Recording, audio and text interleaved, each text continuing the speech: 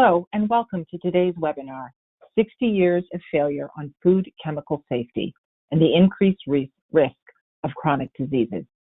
I am Michelle Dixon, and I am the Program and Development Director for Massachusetts Breast Cancer Coalition. And I'd like to thank you all for joining us today. I am very pleased to welcome back today's speaker, Dr. Maricel Maffini.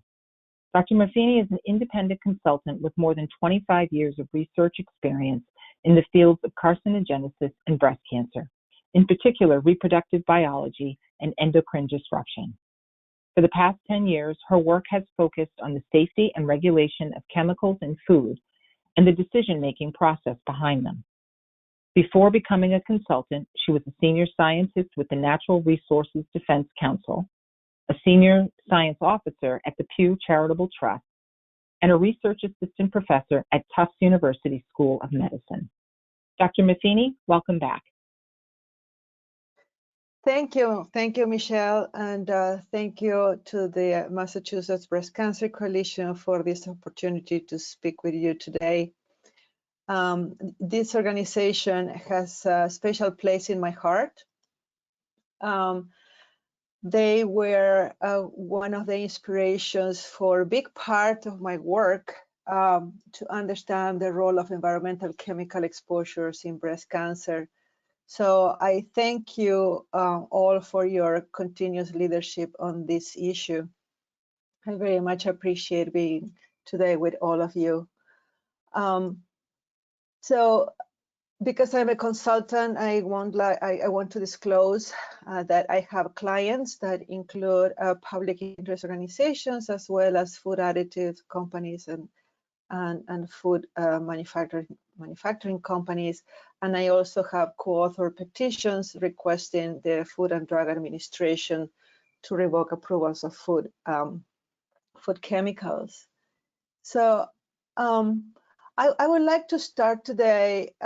What I thought I would do is to provide an overview of the regulatory process for chemicals allowed to be used in food, the state of the Food and Drug Administration when it comes to regulation of chemicals, and weaknesses, strengths and weaknesses, and what can we do to fix some of the problems. So I would like to start with a short historical context that up until the Second World War, there had been some innovations in food production, and mostly about the issues of preservation of food. But after the Second War, there was a massive transformation of this nascent industry of processed foods, driven in part by the fossil fuel industry. So different packaging, different ways to produce synthetic dyes and the like. So this rapid increase in chemical uses from pesticides to food additives, it started a series of conversations between Congress people at the time and led to a series of hearings in the 1950s where both the Food and Drug Administration regulators and scientists showed their major concerns about the increased use of chemicals in food, many of which were completely new. And through those hearings, they were trying to figure out how to protect the public and how to manage the risks to public health from these novel chemicals. So the outcome of those hearings was the passing of what is called the Food Additives Amendment of 1958. The longer title of the amendment is, "This is an act to protect the public health by amending the Food, Drug and Cosmetic Act of 1938 to prohibit the use in food of additives which have not been adequately tested to establish safety." So this was a major development, giving authority to the Food and Drug Administration to regulate chemicals in food. And the goals of the amendments were twofold. One was to protect the health of consumers from potentially unsafe substances that should be tested before using food, and also to advance the food technology by allowing additives at safe levels to be added to food or to be in contact with food. What is important here to remember is that in a layperson parlance, an additive is considered guilty until it's proven innocent for FDA, to FDA. Basically, a manufacturer that want to use a chemical added to a food, being a flavor or a preservative, or even some packaging chemicals, they require to affirm that the chemical use is safe before it can be used in or on food. So this is a different concept than what is usually known for chemicals, industrial chemicals, and EPA, an Environmental Protection Agency, where a chemical is considered innocent until it's proven that it's not safe anymore. In this case, a manufacturer has the responsibility to show that the chemical use is safe before it's allowed in food. So, and what does safe mean? So, FDA has defined safety to mean that there is reasonable certainty in the minds of competent scientists that the substance is not harmful under the intended conditions of use. And this is important because the use is what drives the safety. So the concept of safety, a safety assessment, is based on the concept of risk, meaning that there's a function of both hazard and exposure. So once a safe level is established for the use of a particular additive, if the exposure is lower, the use is considered safe. And if the exposure is greater, like is shown here on the bottom scale, the exposure is considered unsafe.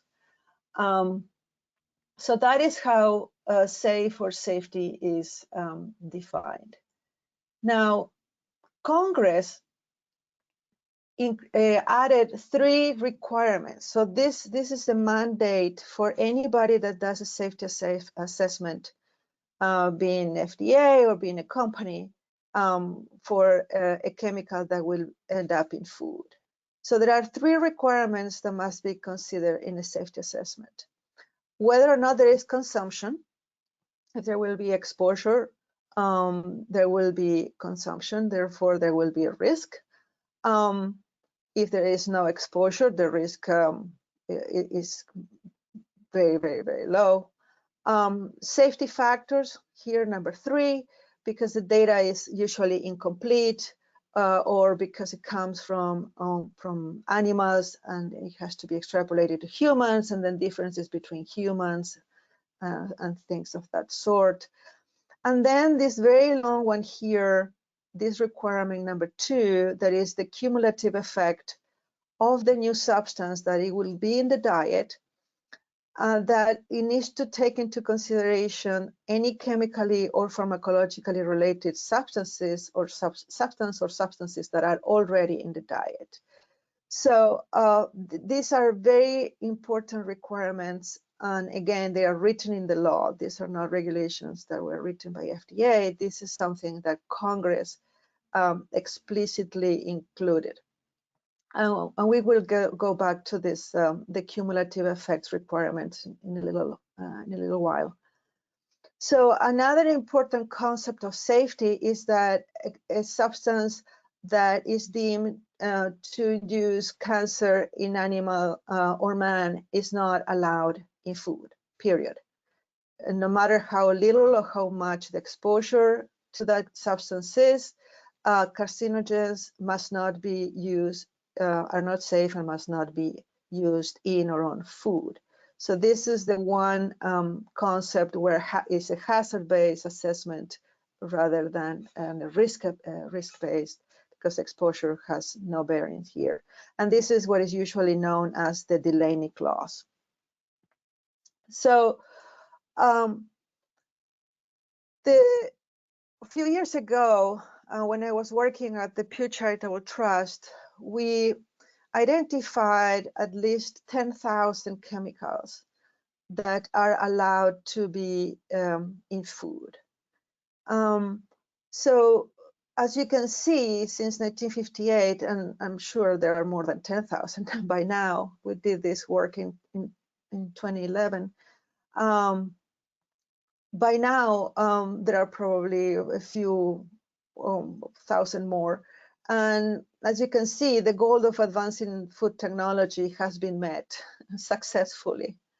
Now, among these 10,000 chemicals, this can be separated into some three categories according to the law. They could be food additives, right here on the left, and these are your direct additives, additives that are intentionally added to food, like synthetic dyes or spices or antioxidants or preservatives. But are also those additives that unintentionally get into the food supply because they're coming from a finished package, packaging, or food processing equipment. So the second category that some of you may have heard of are the so-called generally recognized as safe or GRAS substances. These are substances that are generally recognized, so people know about them and they know their safety among experts qualified by scientific training, that they are safe to be used under the specific conditions of use. So once again, GRAS substances can be ingredients, such as those intentionally added to food, or could be used in packaging and processing equipment. And the third category is called prior sanction, because these were additives that were already used before 1958. So by now, the bulk of the chemicals are either food additives or GRAS substances. There are only a few, probably less than 100 or around 100 so-called prior sanctioned chemicals. But the bulk of the chemicals in processed foods are either food additives or GRAS substances. And I want to walk you through who makes the decision and why there is a difference there. So the main difference, and I would say the only difference between a GRAS substance and a food additive, is that for a substance to be generally recognized as safe, their safety information must be publicly available. That is where the general recognition comes from. If you keep that safety information secret, you cannot claim that it is GRAS. But you will see that there are problems with that assumption as well. But the safety standard is exactly the same. It's reasonable certainty of no harm. The safety assessment is conducted by the manufacturer in both cases. And the requirements are exactly the same three: product exposure, cumulative effects, and safety factors. So there is no difference between the two when it comes to a safety assessment. Now, the main difference becomes on the decision making. There's a lot of information here, but I will try to be very brief. For a company that submits a food additive petition to the agency, usually uses information that they don't want to disclose when it comes to safety for different reasons. Confidential business information, how they manufacture the substances, etc. So the company submit the petition to the agency. FDA announced that they received that petition, and then FDA reviews, asks questions, and makes a decision about the safety of the safe use of that particular substance with limitations on the amounts, etc. There is a public comment period that when the decision is announced, the decision can be objected. It could go to court. It could be, the court could send FDA back to do it again. And if everything is finalized, there is an announcement. FDA writes a final rule, and that would be published in the Code of Federal Regulations. And anybody, the company that submitted and the competitors, can use the food additive consistent with that particular regulation.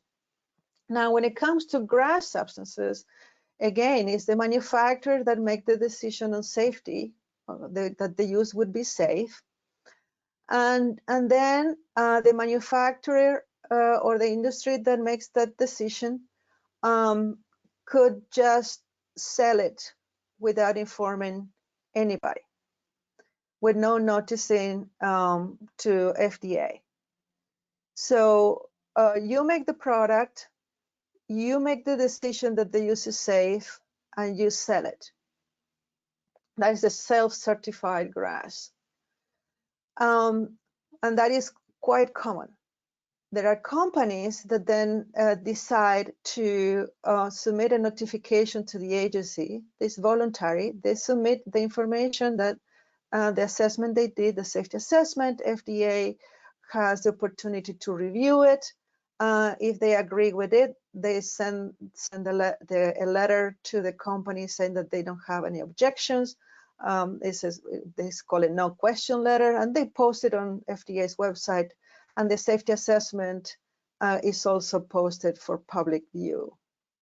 But there is no opportunity for comments, and anybody can again use the substance consistent with the decision. And the information is published in FDA's website. But as I said here at the beginning, that the company can make the decision on their own. And there's this little graph here on the right-hand side.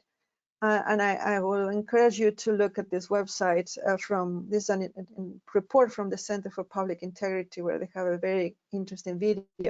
What they call it the GRAS lane, where a company can take this lane and completely bypass the FDA, and FDA will never know what the substance is, where it is, how much, the safety, and things like that. And if FDA doesn't know, the public don't know. So as you can imagine, this is a huge conflict of interest. And this option for companies not to inform FDA has become a loophole so big that my lawyer friends call it the loophole that swallowed the law. And we did a study where we actually identified in those decisions that are voluntarily submitted to the agency, because it's the only place where we can see information, we saw that in 22% of the cases, the company employee was the one making the decision that the use was safe. A little less than 15% of the time, it was the employee of a consulting firm that the manufacturer had selected. And in the last case, in many cases, were 2 or 3 people that a consulting firm hired, and that panel was the one determining that the use was safe. But as you can see on the table here at the bottom, we found that a handful of consultants were used, quote unquote, were hired to do this work over and over and over again. So even if it was a panel of experts, the experts were always the same. So this breeds a lot of conflict when it comes to safety assessments. Now, then there are those that are not submitted to the agency. So in 2014, my colleague Tom Nelner, that now is the Chemical Policy Director of the Environmental Defense Fund, we published this report that we call it generally recognized as secret. where we identified through online marketing and through industry trade meetings, we identified 56 companies that had self-certified with no notice to FDA 275 chemicals, most of which were active ingredients of dietary supplements that were added to conventional food. So we know already that they were using this GRAS loophole in the food law to go around the regulations for dietary supplements. So that is very complicated. So this GRAS loophole has really contributed to weakening the science that FDA uses to make decisions, because when a company submits, if they submit their notification, their safety assessment, GRAS decision to the agency, if the agency asks too many questions or asks for more data, the company can withdraw that notification and ask the company to ask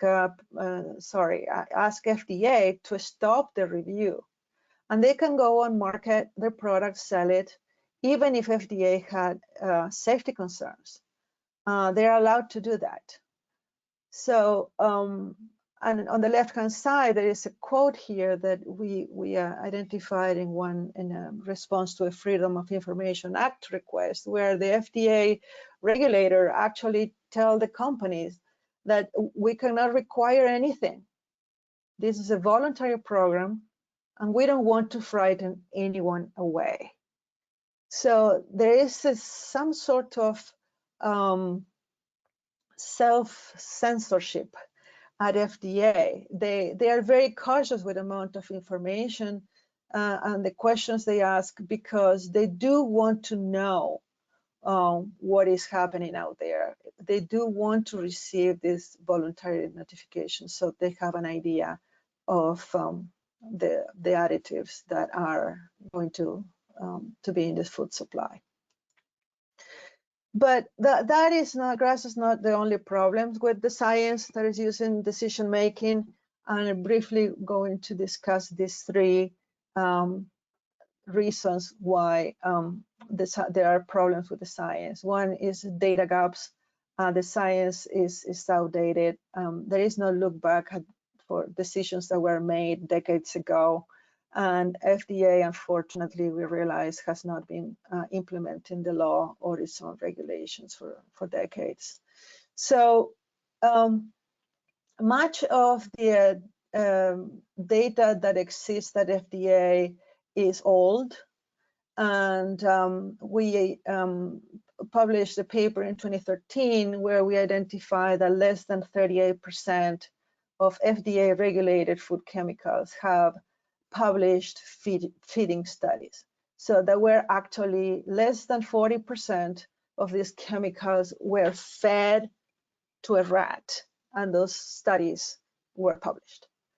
So the data that the numbers are incredibly small when it comes to testing for reproductive or developmental effects of chemicals. So these less than 38%, they were just feeding studies to see if the rats were dying. So nothing very sophisticated. So why are there so many data gaps? Well, in some cases, it happens that some manufacturers claim that the chemicals were used before 1958, but those are very, very, very few cases. But there is a strong reliance on thresholds.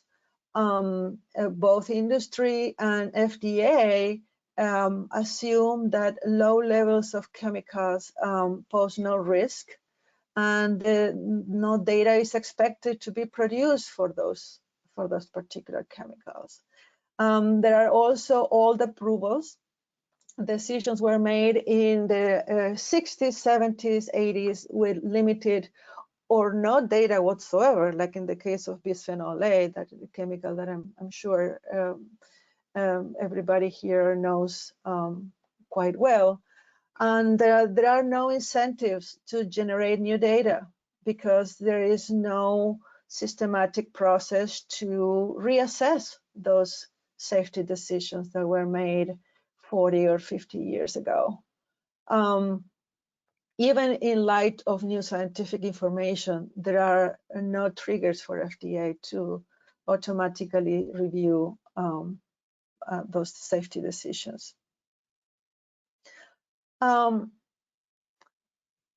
it comes to how dated the science is, FDA basically has not kept pace with scientific advances. In 1982, they published what is called the Red Book. This book, called the original title is Toxicological Principles for the Safety Assessment of Direct Food Additives and Color Additives Used in Food.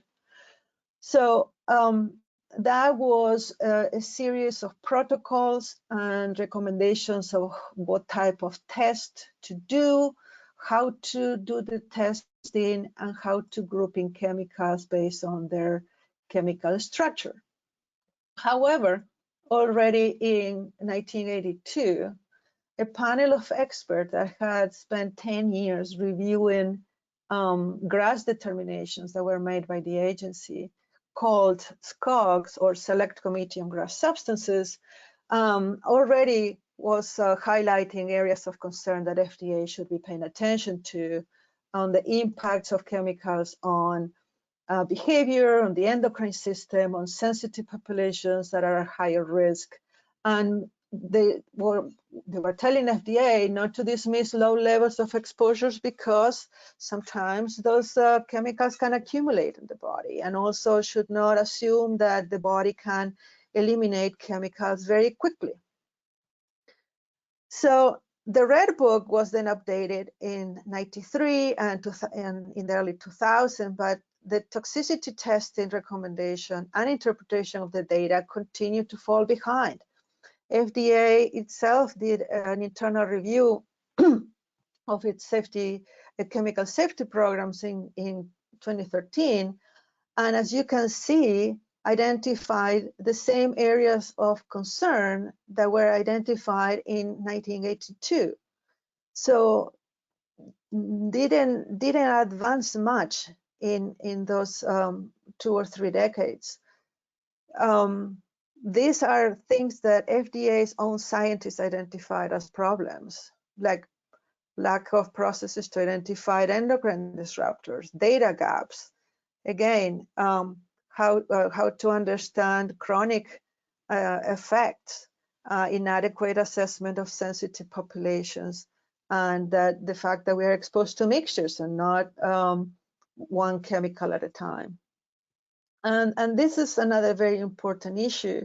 We now know that early life exposure to chemicals can have long-lasting health consequences. And early life exposures are not commonly studied for food chemicals. And in particular, I want to highlight that breast development, function, and disease is also not commonly evaluated in toxicity testing, even though we now know that the breast is a very sensitive organ to chemical exposures. So there is, as I mentioned, there's a lack of systematic reassessment. So of those 10,000 or so additives, there are a few notable actions that FDA took. But as you can see, these are just a handful of those 10,000 chemicals. In 1969, FDA banned cyclamates based on carcinogenic effects.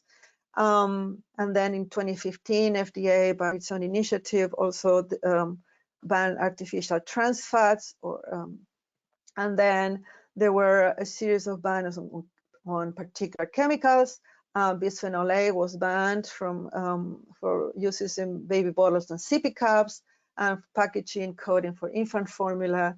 And these were in response to industry and former representative, now Senator Markey, based on the uses were abandoned already. And then I was involved in these two, the 2016 and 2018 petitions where FDA banned long-chain PFAS and carcinogenic flavors. But there are more petitions that were submitted and FDA has not decided on them. We petitioned in 2016 that phthalates should be removed. All the phthalates that have been approved for uses in food, those approvals should be removed because of safety concerns. Same thing with perchlorate. Perchlorate is also known as rocket fuel. Is what you use in fireworks and the like. Is used to reduce the static in plastic for plastic packaging in contact with dry food, so it doesn't produce any sparks. We also submitted a petition on PFAS very recently, requesting that FDA takes more aggressive actions and eliminate the uses of PFAS that accumulate in the body. And we also have a petition to eliminate the use of lead acetate in progressive hair dyes. So we've been pushing FDA to act through the uses of these petitions. Now, the last one that I want to touch on is that FDA has unfortunately ignored the law when it's approving chemicals. And this has strong consequences because when Congress wrote the law, as I mentioned at the beginning, they have those 3 requirements that must be considered in safety assessment. And they added this, the assessment of cumulative effects of the substance, the new substance that it will be in the diet, taking into account other substances that are already in the diet. These were sort of guardrails that Congress added against chronic health effects of ongoing consumption of additives and mixtures of additives. That was made explicit that they wanted to look at this together. So that means that, again, this is just to show how much of our diet is made of processed food and how much of the additives we are consuming every day. Basically what Congress wanted as the safety assessment to cover is that chemicals should be assessed as classes, as groups of chemicals, not one at a time. Because there are chemicals, like as you can see here, that even if they don't look alike, they can have the same, they can have similar effects, toxic effects on the same gland, the same organ. Here you have effects on the thyroid by perchlorate, nitrates, PFAS, BPA, phthalates. All of those are known to have toxic effects on the thyroid, but they're not assessed together. They have been assessed individually. Similarly on the breast, BPA well known, PFAS, phthalates, again, they should be looked at together on the effects on the mammary gland. And for the brain, here is just a very short list of all the many chemicals, many additives that affect the brain. And basically additives with similar toxic effects, either because they look alike or they have similar effects in the functioning of organs, must be evaluated together to prevent exposures above an amount that would cause harm. So again, this is just to reiterate that the new additive must be assessed in combination with other substances already in the diet that are expected to have similar effects. None of this is happening. So we reviewed 877 GRAS notifications submitted to the agency, and we only found one in which the manufacturer considered the cumulative effect requirement. We did not see any acknowledgement of FDA on that single attempt to deal with the cumulative effect requirement, or that the FDA had asked why the other 876 lack that consideration of the cumulative effects. So this is very disheartening, because this is the core, in my opinion, of what could at least reduce the speed at which we are now diagnosing chronic diseases associated with the diet. So what can we do? Can the FDA be fixed? Three major changes have been proposed to try to fix the issues, because I want to reiterate, the law has a very strong safety standard and of reasonable certainty of no harm, and that the additives must be shown to be safe before used. And that is something to be protected. But the GRAS loophole, the outdated science, and the lack of reassessment of all decisions are a problem that there are solutions that were proposed on how to fix those problems. FDA should definitely know what is in the food supply, because their mission is to protect public health. So what is happening now? Trying to close the GRAS loophole? Well, a couple of months ago, Representative DeLauro introduced a bill actually requiring that FDA makes all the safety decisions on chemicals. And then there is a lawsuit that was filed a few years ago about challenging the legality of the 2017 GRAS rule. So the plaintiffs are expecting that the court will decide this case in the next, probably in the next couple of months. It's been in the courts for 2 years. All the arguments have been completed, and they are just waiting for the judge to make a decision. And now, what you can do as a citizen, there are a few things here that you can support the bill. You can talk to your representatives and senators whenever the bill shows in those chambers. Support that. You can ask your favorite brands and grocery stores where they are actually self-certifying GRAS substances without informing FDA. You can also take action through a new website, a new campaign by an alliance of public interest organizations called toxicfreefoodfda.org. There is plenty of information there and ways that you can take action. When it comes to the reassessment of the safety of existing chemicals, again, another Representative Shapkowski, she introduced a bill requiring a couple of things from FDA. One is to establish an Office of Food Safety Reassessment. It's so important to do a reassessment of post-market. And the way it's done is very different than before chemicals go into the marketplace, because we have more evidence. We usually have evidence of human exposure to the additives. So the mindset is quite different, and she's proposing the establishment of an independent Office of Food Safety Reassessment. She also proposed that at least 10 additives should be reassessed per year, I believe, or every 3 years. And among the first ones that she proposed are PFAS, phthalates, perchlorate, that is a very strong endocrine disruptor and disruptor of the thyroid function, potassium bromate, that is a carcinogen, and some preservative butylated hydroxyanisole and propylparaben. There is also an endocrine disruptor.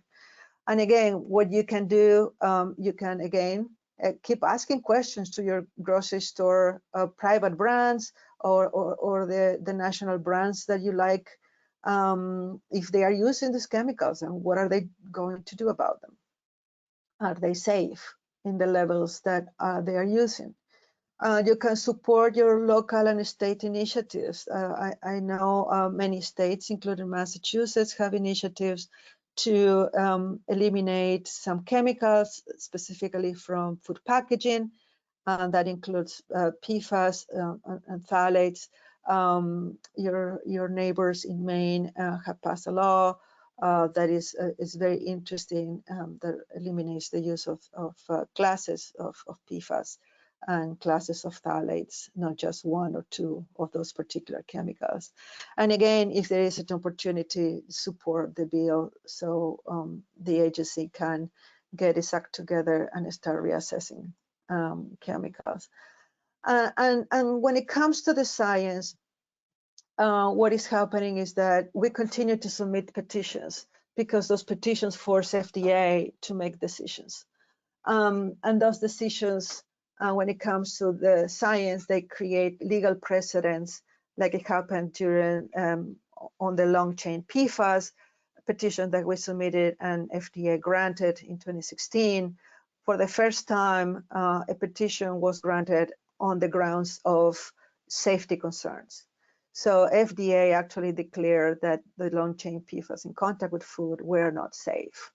The BPA decisions that were made were based on the uses of BPA polycarbonate in those articles were not used anymore, was abandoned. So FDA didn't have to make any deliberations when it comes to the safety of BPA. The industry told them that they were not using it anymore, and FDA agreed with them, and there we go. So again, when FDA makes decisions that are that people consider those are bad decisions, like the decision they made on perchlorate, the agency can be challenged in court. And then eventually there would be a discussion about the science, why they were using outdated science, and deny its own data when they made that decision on perchlorate. And we are educating, continue to educate policymakers and decision makers.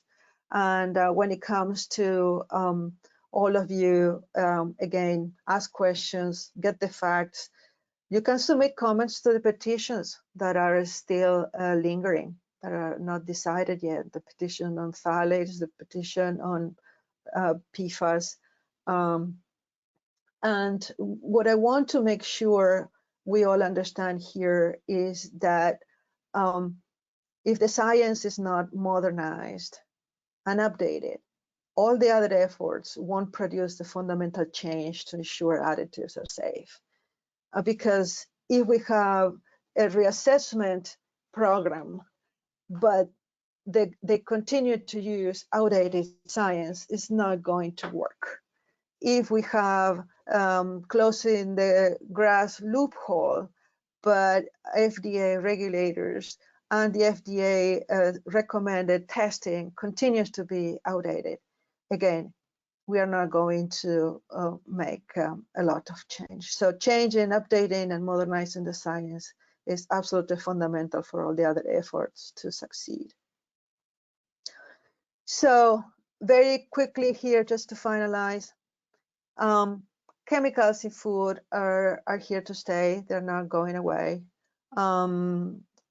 We just need to make sure that there are be more or less because we've fought back for some to be eliminated from uses. But we have to continue our push to FDA and food manufacturers to be transparent on their decision-making process,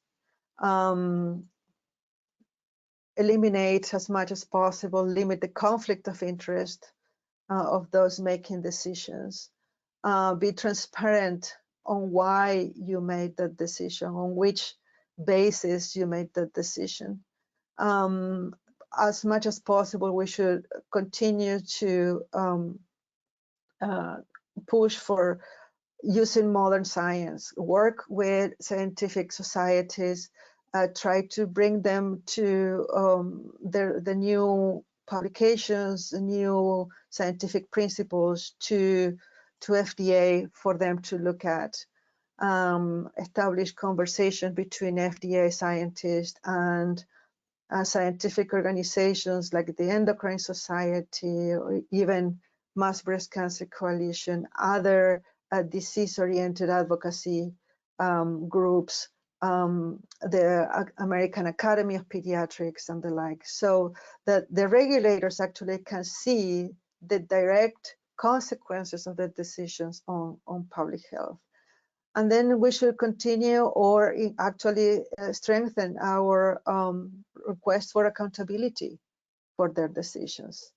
And, you know, there's a question that I get all the time is, what do you eat? What do you do when you go to the supermarket? And you know what? It's not my responsibility to stare at a supermarket aisle to figure out which of those foods are safe. It's the responsibility of the FDA, the food manufacturer, to ensure that the food we eat is safe. So with that, I thank you very much for the opportunity, and I will be happy to take any questions. Thank you, Dr. Maffini. I will say to you, your conclusion was the #1 question that was coming through, which is, are there food categories that the public should be more concerned about? You know, it's that grocery store question. When I go to the grocery store, you know, are there certain food categories I should consider avoiding to minimize my exposure? That is always a hard one. This is a hard one for me. To be honest with you, I have all kind of foods in my house. I have canned food, I have frozen food, I have some processed food.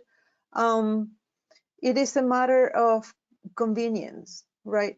We work hard. We sometimes don't have time to cook everything from scratch. I would say that my response to that challenge is to have a